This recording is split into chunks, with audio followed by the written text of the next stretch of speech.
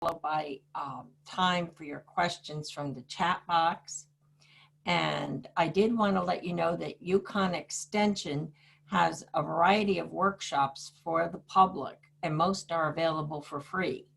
And UConn Extension also has an agreement with the Healthy Homes Partnership, of which we are a member. And it's a group of educators from land-grant universities throughout the United States who work together to study research-based information related to healthy homes. And you may want to look us up on Facebook or Twitter, which has many interesting posts on healthy home subjects.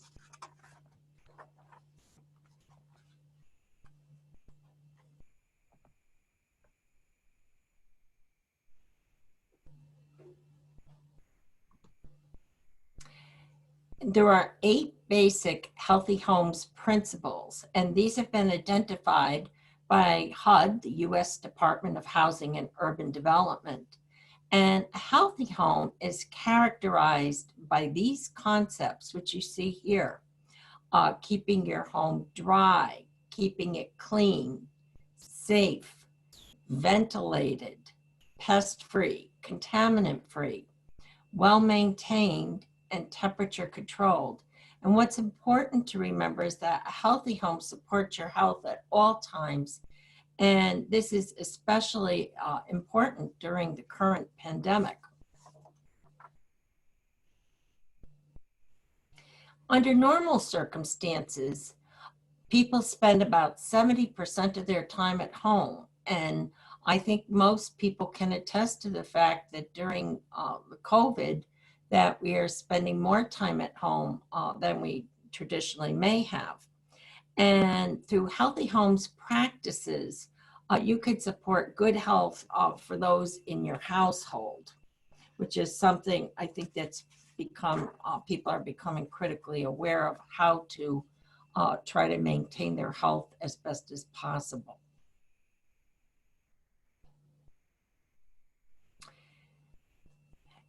You may be in contact with people both inside and outside your home.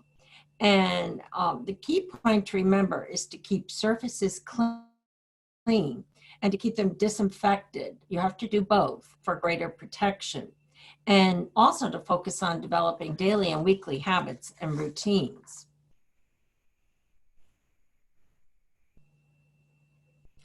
And this photo here, probably many of you have seen shelves that were fairly empty for quite a while. And there's been a great demand for cleaning supplies, certainly always, and especially now in the pandemic.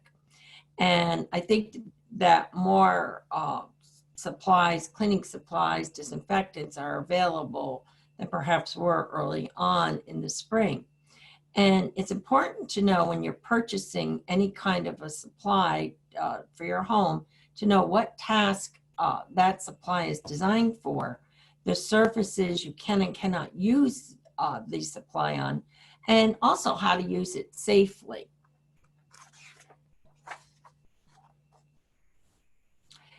Hand washing with warm water and soap for at least 20 minutes or more and drying your hands with a clean towel is the best way to keep your hands clean.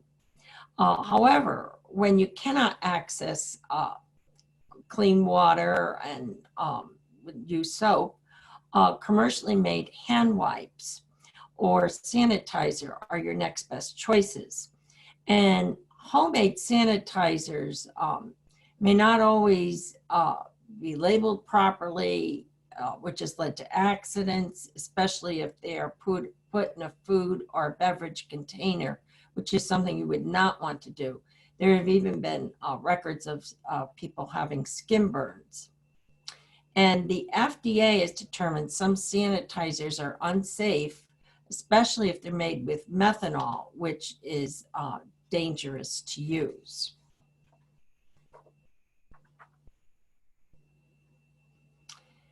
And always be sure to check. Here you see a hand wipe. And always check the label, whether it's a wipe for hand cleaning or for surface cleaning. And I think many stores are trying, for instance, supermarkets are trying to have wipes available. And I think usually in many cases, those are for wiping a carriage off as you enter a store. However, in some occasions, they may be a hand wipe, either entering or exiting various businesses, which is good. But it's important to use surface wipes only to clean surfaces, but not your hands. And overall, homemade recipes should be avoided unless nothing else is available. And then use a recipe from a trusted source with at least 60% alcohol. And homemade recipes, while some may work well for you, it's commercially made recipes typically are more reliable because they're put together in a controlled environment. However, you should check to BC. The FDA did come up with a list of some that did not meet their criteria for safety. So if you are going to use sanitizer, do check to see that it's not on the FDA list for those that are not recommended.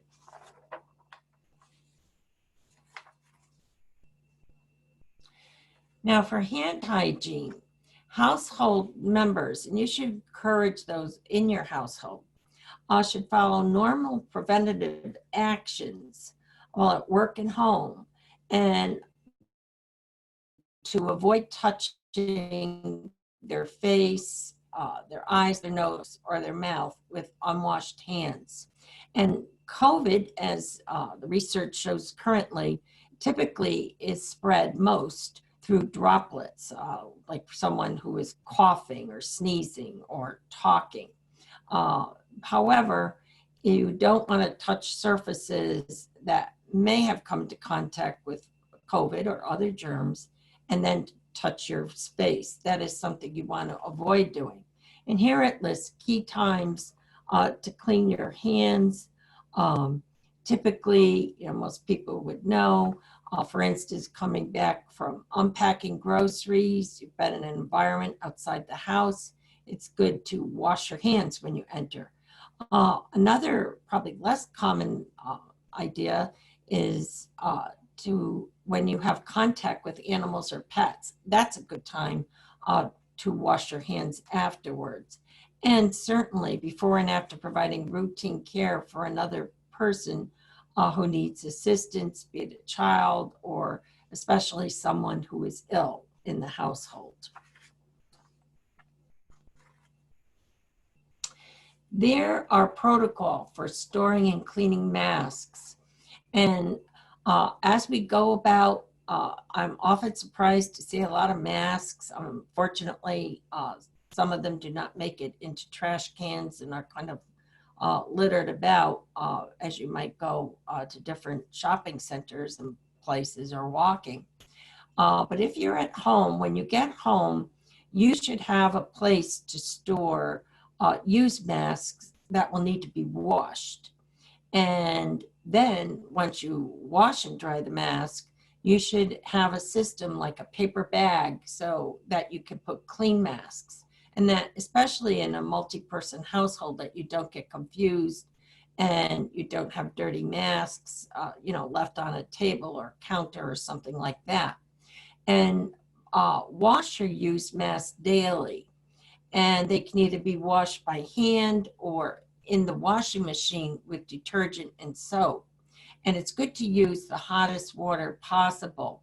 Sometimes you can even use one of the nylon bags that have a zipper, and they're designed for washing delicates in the laundry.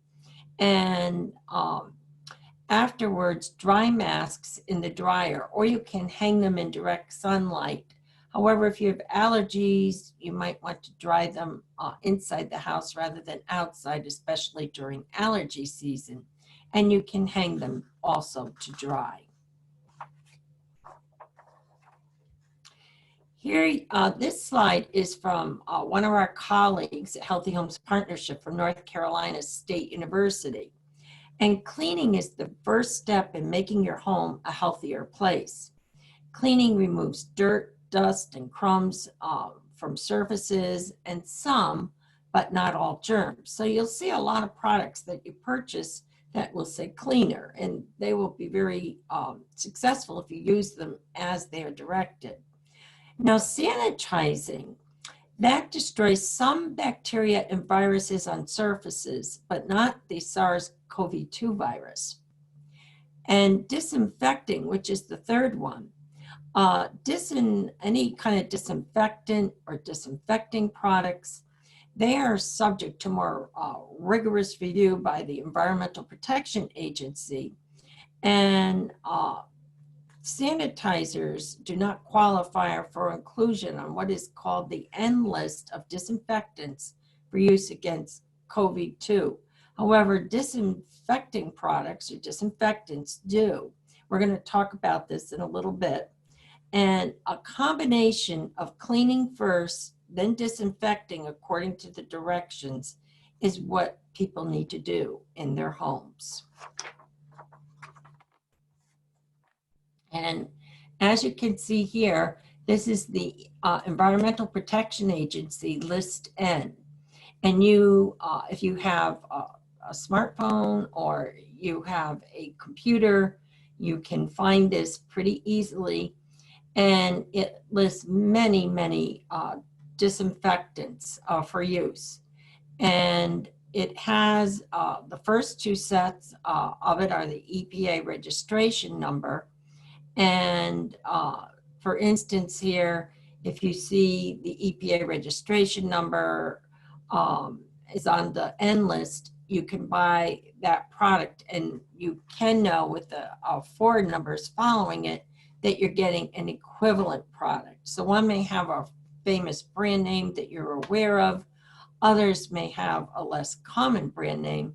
And again, it's very important to put them, apply them as they're directed for the period of time that they are directed on the label so that you use them safely. And you may need to bring a magnifying glass up because sometimes the print can be pretty small on some of the labels. For EPA-approved disinfectants, here you could see this label, and as you can see, if you're in the supermarket, that might be in kind of tiny print. You might be able to see it a little larger if you're purchasing things online.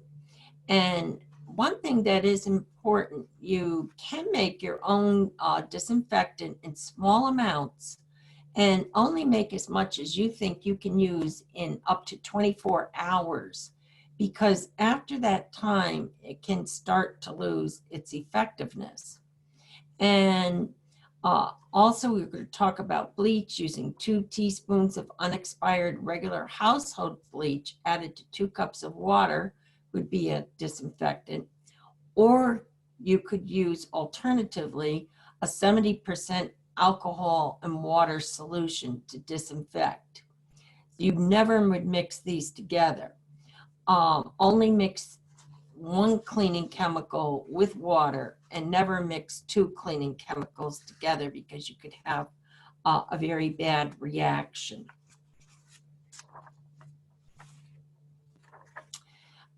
You can disinfect using bleach. Now, bleach does come in concentrations of 5.25%, now up to 9% actually. However, it is recommended for your safety at home. It is preferable to use lower concentrations for better health, 5.25 to 6%, because they will get the job done. And you can see here on the right side of your screen, normally you would use for regular disinfecting, you would use household bleach, and you would use, if you go drop to the bottom, 1.5 teaspoons to 2 cups. Whereas it's increased a bit on the left side of your screen under COVID, with COVID-19 for disinfecting, to 2 teaspoons of unexpired household bleach to 2 cups. And you may also be aware that bleach has an expiration date, much like when you purchase milk, and that would have an expiration date. Bleach also has an expiration date on the bottle. And just like as in the case of milk, you would want to get milk that is fresh. The bleach that you would want to purchase should be used before the expiration date to get the maximum benefit from the bleach. And in both cases, only mix as much as you need. Now, if you were going to do a lot of cleaning, you might make a gallon of product, but in most cases, you only need to mix a little bit.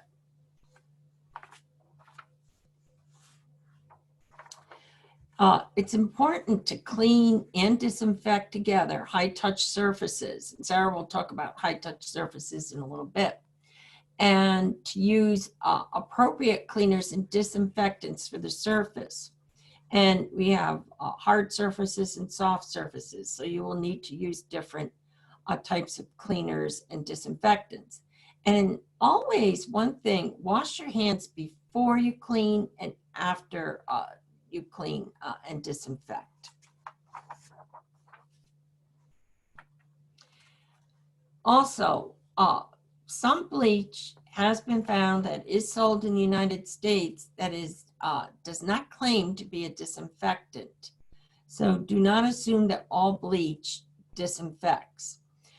Do make sure the bleach has an EPA registration number that will let you know that it's something that would be a disinfectant.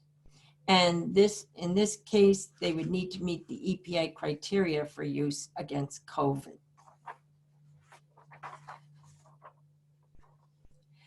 And in this particular slide, it's important, as we've mentioned, to read labels and use products as directed, and to leave products on the surface for the recommended contact time or dwell time. And this usually is 3 to 10 minutes. And many people will tend to spray something on and then maybe get a paper towel and wipe it off. But you really need to leave it on the surface. And this, of course, is something that if you have other people in the house, you don't want them putting, their items or their hands or start to cook food or something on a surface, especially like a kitchen counter, if you're waiting for that dwell or contact time. So need to have communication with those in your household if they're going to be going in like to the kitchen or to the bathroom to use it. And it's also very important to not use extra disinfectant because that can be just too much. And to store products safely in locked cabinets, you want to be able to protect children.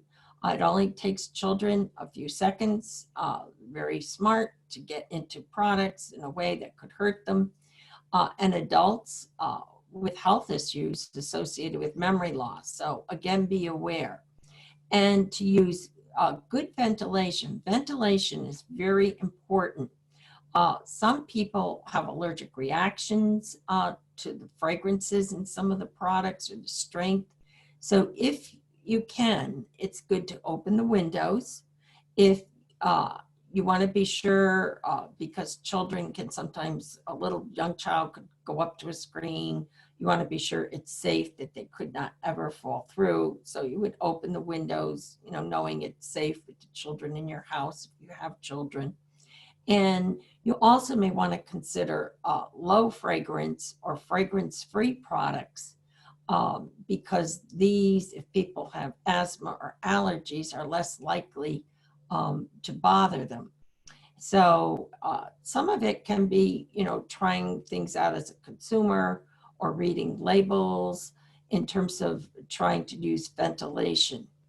Also, it's sometimes good if you have air conditioning or the heat to turn it on, to turn the fan on without putting it on auto, because that will help to run the ventilation in your home. The idea is to try not to have to have a profound fragrance that lingers in the air when you do your cleaning. And it's important to protect your skin and your eyes. You will have a handout. This shows safe steps by the EPA for effective disinfectant or even cleaning product use. You want to check your product that it's EPA approved, read the directions, use a cleaner on the surface, let it sit for the appropriate contact time, and your body. You want to wear gloves, protective eyewear, and also by wearing a long sleeve shirt and long pants and shoes. It really helps to keep your body safer. I know sometimes in the summer people might wear a t-shirt and shorts or sandals, but that's not the ideal outfit. You don't want to have cleaning chemicals splashing on your skin. And of course, the last step is always to lock it up.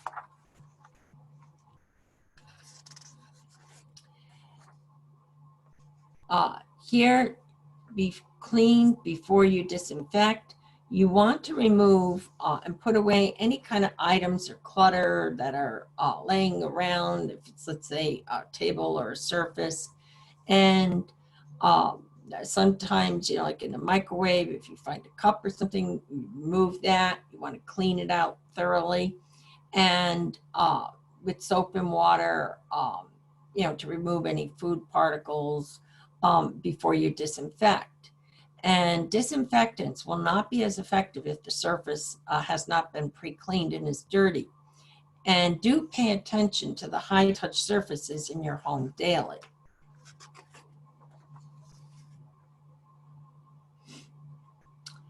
And although it's, we learn more and more as time goes on about COVID-19, so far, dark and nighttime conditions are more similar to indoor conditions. And as you may recall, here in Connecticut, we had lower rates during the summer when there's more sunlight, more humidity, tends to be higher temperatures in the 74 to 95 degree range. And this helps to inactivate the virus on surfaces and in the air. And when the temperature and humidity is lower, as it tends to be in the winter, there's less sunlight, this can impact the survival of the virus. And I will say there's a lot of research evolving on the survival of the virus on different types of surfaces. And I have not shared that because I've seen a lot of different research studies, but nothing quite definitive as to how long. Different studies have shown hours and days for the survival of the virus on surfaces. But if you develop that daily routine, that will help to keep your home a healthy place. Soft touch surfaces. These are those that can include like carpeting or upholstery, rugs or draperies. And these should always be cleaned according to the manufacturer's instructions. And if you're not sure, if sometimes certain upholstery products do have on the label to test the product on a little inconspicuous part of the item where people don't see it, and to launder or dry clean items if necessary. And steam cleaning machines can be used also to clean carpeting, that, you know, large sections. And be sure to extract as much liquid as possible to prevent mold growth. For high touch surfaces, these are the ones that you touch regularly, probably multiple times in the course of a day. And it depends on the household items in your house and the routines of the household members. And it can include anything from handles on appliances, phones and chargers, all sorts of different items. And we have a list of these for you as well.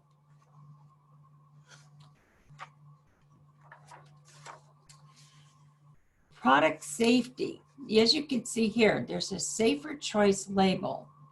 And this is something that's on many products that you can purchase. And this shows that it meets US EPA safer product standards. And many are unscented or fragrance free. So this, again, if you have allergic reactions to fragrances, if you're one of the people that tends to, during allergy season or on the days we see on the weather, that, we're going to have a lot of pollen, this would be something you might want to look for when you're shopping. So if anyone in your household has these issues, it can help them to have lower fragrance or fragrance-free products. Now, some people have asthma, and it does affect 1 in 12 adults and 1 in 10 children, which is a lot of people in the United States. And some people have it in childhood. They may not have it in adulthood. Others will have it through adulthood. And avoid using aerosol sprays. Any kind of spray disinfectant will disperse the aerosol into the air, and or a spray cleaner, and would tend to aggravate people with asthma or other allergies or sensitivities. So it's better if you carefully not spray it, but to use it in a proper proportion, mix with water, and perhaps use a cloth that would prevent it from being sprayed all through the air. That's what you definitely want to be conscious of if you have anyone that has a respiratory illness as well in your household. One of the things that people may have thought of is tracking dirt and contaminants into your home. And it's important to trap dirt. And if you have multiple mats, this will help you to prevent dirt from being trapped inside your home or your apartment. And it's a good idea, if it's safe for you to do, to take your shoes off either right at the entrance, or if you can, right as you're walking into your home, and have indoor shoes that are designated for indoor wear only. And many cultures have practiced this for many years all over the world, which is a great practice. And flooring without dirt and contaminants trapped inside is much healthier for you. And pets, toddlers, if you have adults and kids who may sit on the floor, or you play games with other household members and you're on the floor, this is a much better thing and healthier thing for you to do. And routinely wash or clean the flooring, and periodically, certainly, the indoor mats and the carpeting. Another thing that's key is to establish those daily and weekly cleaning habits. Some things you may want to clean daily, whereas others you could probably clean weekly, those that are touched less frequently. And areas that you use daily should be your priority. And you should try to make a list for yourself so that you can be consistent. And it's also good, even just 10 minutes a day, to schedule some time to pick things up and put them back where they belong before you start your cleaning and disinfecting. Sarah Thomas now will be our next speaker. Thanks, Mary Ellen. So decluttering your home can be a big issue for some of us. So it's very important to declutter your home so you can improve that efficiency around your household and really reduce that stress for any household members. So when you declutter, it's important to ask questions to yourself about the different items in a certain area. So you can ask yourself, does that item bring you joy? Do you use it regularly? And is the item a necessity? And if the answer is yes to any 3 of those questions, then it is important to keep that item in your home because you use it.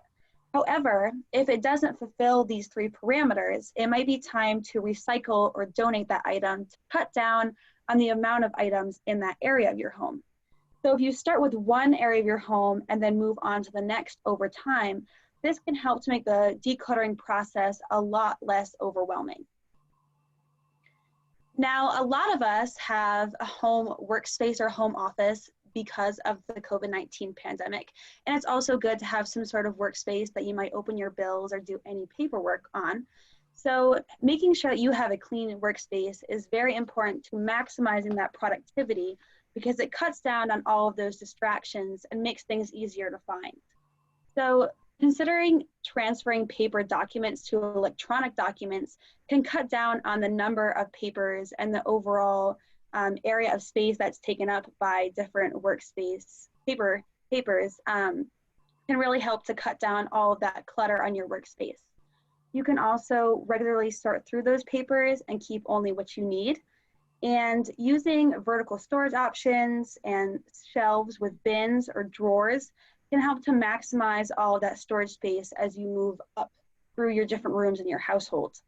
You can also use bins, folders, and trays, and any of all those categorization, organizational tools on or around your workspace to help to categorize all of those desk items and papers to keep things a little neater. And it's really important to create an organizing routine, as this can make sure you stay on top of cleaning that workspace and keeping it clean so you don't have any of those distractions. And it might be helpful to go through your mail once a day and shred anything that you don't use regularly. Many children are also working from home because of the COVID-19 pandemic. And it's also important for a child to have a workspace for when they do homework once you return to normal. So designating an area in your home for your child to work is very important, because it can create a sense of ownership and responsibility of that space and teach that child responsibility and help them to learn how to clean up after themselves. So finding a place to keep those backpacks and store any of those papers or pens or any tools the child uses can really help that child compartmentalize all of those different items.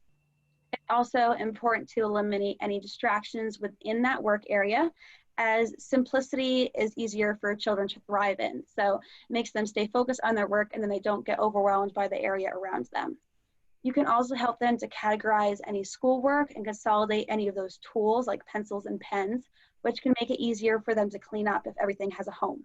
And it's also important to encourage children to tidy up their workspaces daily, just like we should all be encouraged to clean up our own workspaces daily, because it keeps it a lot more manageable and less overwhelming for that child.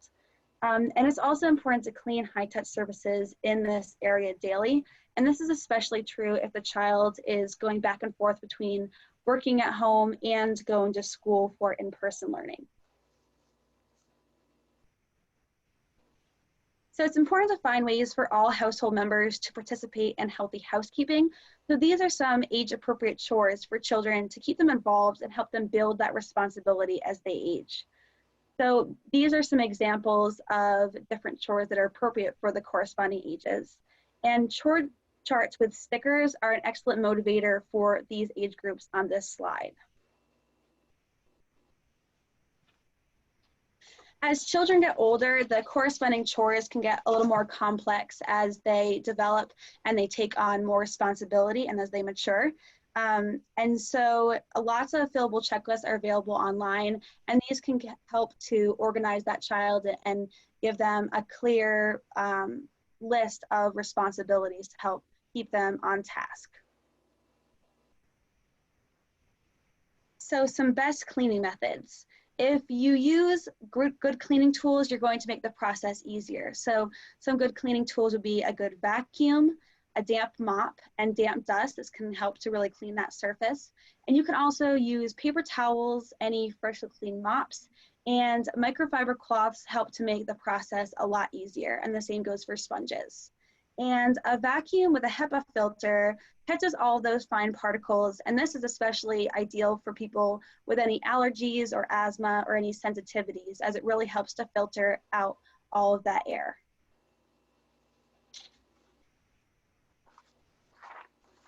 So if you're handling laundry from someone who is ill, it's very important to wear gloves so you don't contaminate yourself when you're doing that task. So it can be helpful to bring contaminated clothing or any contaminated items outside of the home and place them in a plastic bag to contain them. And when you're ready to wash or disinfect those items or clothes, you can take them directly out of the bag and place them right into the washing machine. You don't want to shake any of that contaminated items because it can disperse all of those germs into the air and then contaminate you. And you should be laundering items based on manufacturer instructions. However, high heat is generally best as long as it doesn't break any of those manufacturer requirements and regulations. And be sure to wash your hands after handling any of that contaminated laundry. And be sure not to touch any of your eyes, your nose, or your mouth directly after handling any of that contaminated laundry. All this contaminated laundry should be dried in a dryer using the highest heat setting according, of course, to the fabric label. And be sure to clean and disinfect that hamper afterwards so you don't contaminate any laundry that's used in that laundry hamper afterwards. So electronic devices often go outside of the home with us, so it's very important to clean these items since we use them so often. And cell phones in particular can be contaminated with any of those germs and dirts and oils that we come across on a day-to-day basis. So it's very important also to avoid holding your cell phone against your face so you don't transfer anything from your cell phone directly onto your skin or your mouth or your eyes. So electronic devices that you use daily should be cleaned daily or more often depending on how dirty they get throughout the day. And so you can consider using any wipeable covers that make it easier to clean your device, and you should always follow the manufacturer's instructions. You should also unplug all cables and turn off the devices before you start to clean so you don't cause any harm to any of those cables or plugs. You can use a 70% alcohol wipe or alcohol sprayed onto a clean microfiber cloth. These are generally approved for use on devices, but be sure to check those manufacturer's instructions before you clean your device. And you should really avoid to share electronics if you can, but if you do have to share, be sure to clean those devices before and after use so you don't transfer any germs from you to the next person that uses them or vice versa. And you can also clean any tables and surfaces that electronics such as laptops are placed on to minimize any transmission. So we have put together a collection of references and resources that can really help you to apply all the concepts and tips that we've talked about today. So I am going to put a link in the chat, and that will take you to all of these different handouts. The first one here is the list N, which Mary Ellen talked about previous in our presentation. And you'll be able to learn which disinfectants work to destroy SARS-CoV-2. And that will ensure that you are using the right disinfectant during the pandemic. Our third link is from the Center for Disease Control and Prevention, CDC. And this details proper cleaning, drying, and storage of masks. And this can really help to keep you and your family healthy during the pandemic. And our last two links are brought to you from UConn Healthy Homes website. And here's where you can find a variety of resources and fact sheets that can help you maintain that healthy home. And the following resources can be found on this website as well, and they're going to be on the link that I will put in the chat. So the 8 principles of a healthy home. This handout contains information from the U.S. Department of Housing and Urban Development, and it pertains to the 8 principles that make up a healthy home.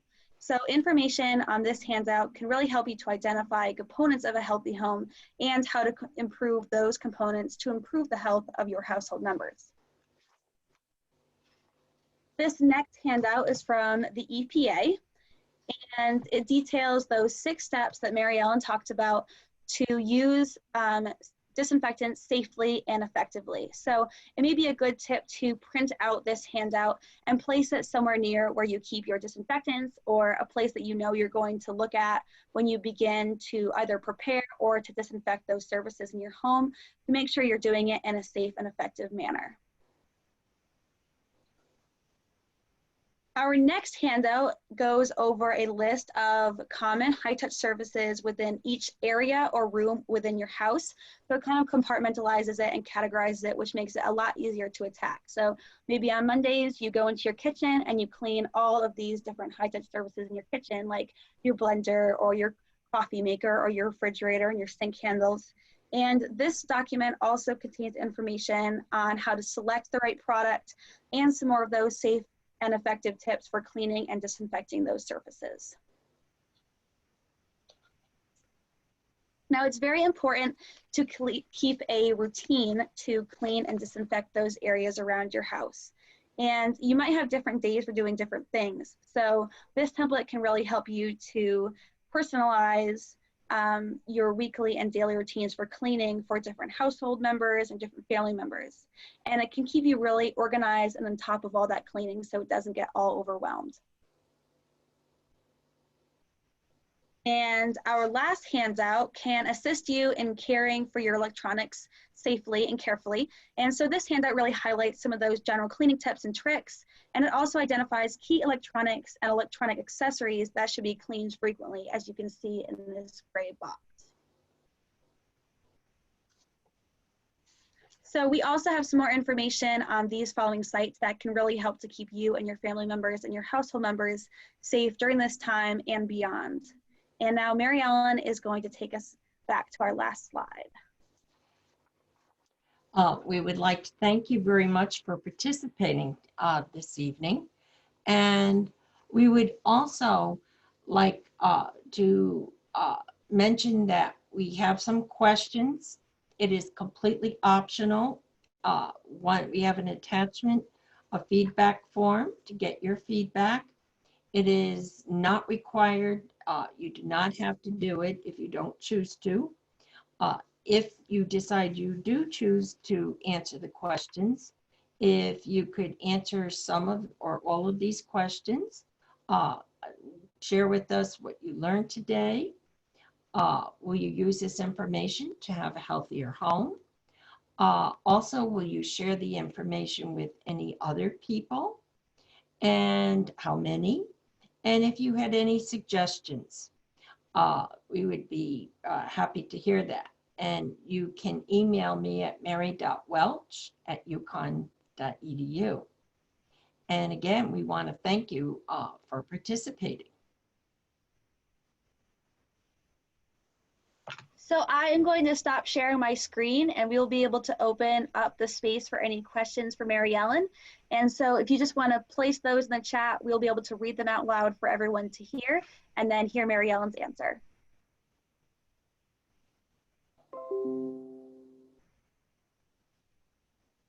Okay, so currently we have a question that says, I recently read that to disinfect, we should use 1 part bleach to 50 parts water. What does that translate to? 1 teaspoon of bleach per 1 cup of water? I haven't sat down and measured what 50 parts adds up to. That is less than we would recommend. I, again, would go to the part, I believe it was 2 teaspoons of bleach to 2 cups of water. Or you could do 1 teaspoon of bleach to 1 cup of water. So that 1 to 50 is not something that we would recommend through Healthy Homes. I again go with the 1 teaspoon of bleach to 1 cup of water.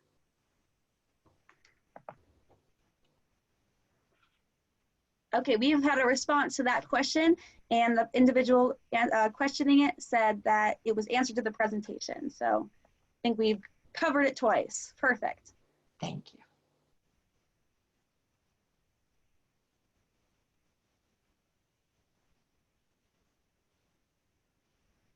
While we are waiting for any more questions, I have put the link into the chat that has all of the different handouts that we talked about throughout the presentation. So feel free to click on that link and be able to access all of those different handouts. And I will also put Mary Ellen's email into the chat in case you think of any questions after the presentation.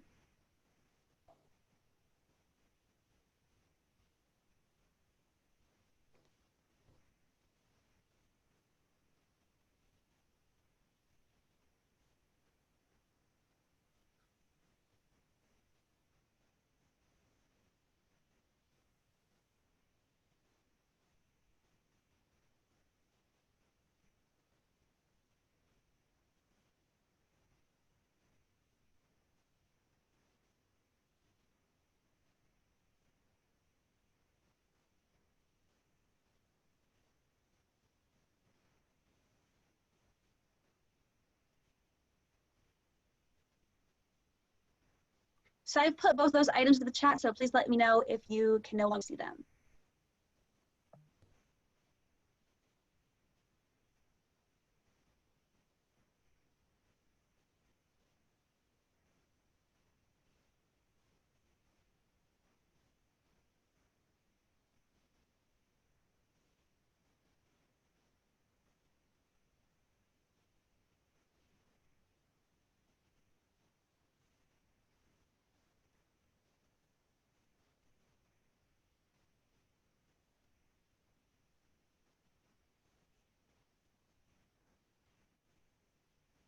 These will also be posted through Yukon Extension also has a COVID-19 resource page. You should be able to get the link here, but if not, if you go, if you type Yukon Extension, and you will see the COVID-19 resources, and you can find these as well. Or you could email me and I would be happy to send them to you at mary.welch@yukon.edu. Okay, thank you, Mary. Thank you, Sarah, for this presentation. So we came to the end of our program tonight. Thank you. Thank you, Heloise. It's our pleasure.